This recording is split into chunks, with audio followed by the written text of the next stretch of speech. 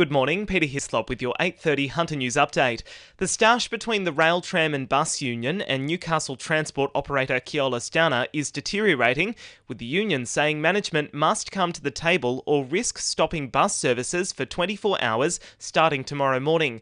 There have been calls for something to be done about increased violence on the network and unreasonable timetable targets, which staff says is exhausting them and putting them at risk.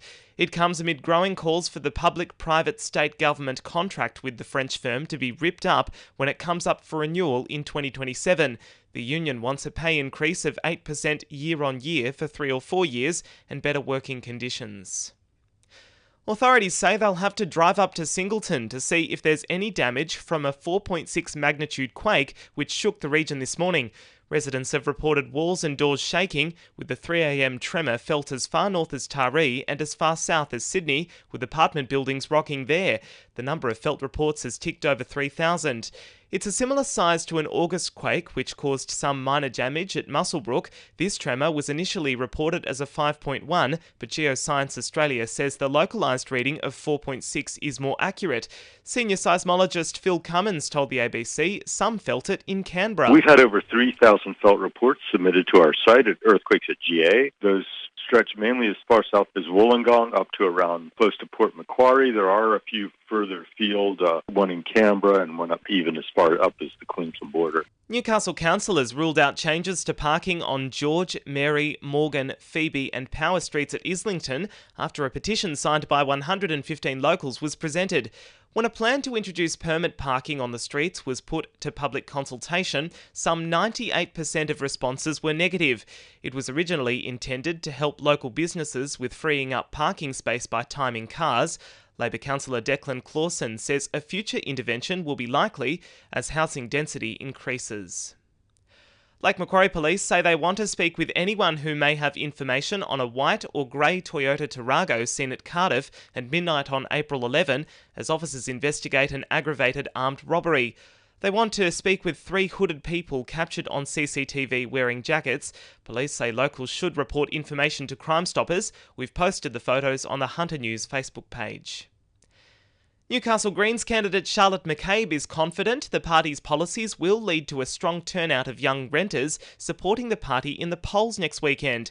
The seat is home to a large number of renters with figures higher than the state and national averages. Charlotte McCabe says the Hunters' young renters will play a big part in the outcome of the election. The Greens are the only party that are offering to freeze rents, to cap rents to 2% every 2 years, to establish a national renters authority. So the renters in Newcastle will be playing a very important role, I think, in the outcome of this federal election. And a group of Hunter residents says they're fed up with being sent back and forth between the state government and Maitland Council for $15 million to clean up asbestos at the historic Walker Waterworks. It comes after a $10 million election commitment from independent candidate Philip Penfold to fit out the first floor of the pump house building for events. But the Save Walker Reserve Community Alliance says they've been pushing for action for a year and they're seeing little result. Alliance Chair Michelle Keith says without action, an important asset could be lost to the history books. It is seriously neglected and is in urgent need of someone to step in and go, this is a national asset, this needs to be fixed.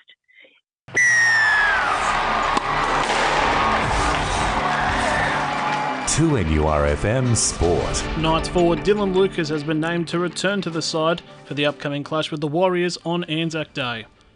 Tyson Gamble has remained at halfback despite a possible broken nose being picked up in Sunday's loss to the Sharks.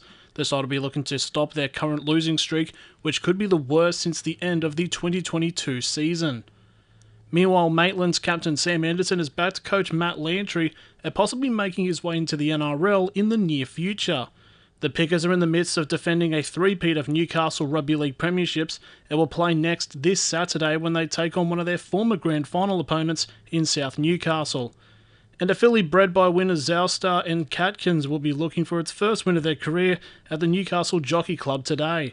The Chris Waller-trained Mignonette will feature in the 4th race of the meeting, where Broadmeadow hosts the first of 2 events over the course of 4 days. That's sport. I'm Jessie Dennett. And the winning numbers in Oz Lotto are 2, 3, 16, 23, 27, 31 and 37. and the supplementaries are 21, 28 and 34. And now you're up to date with the latest 2NURFM Hunter News.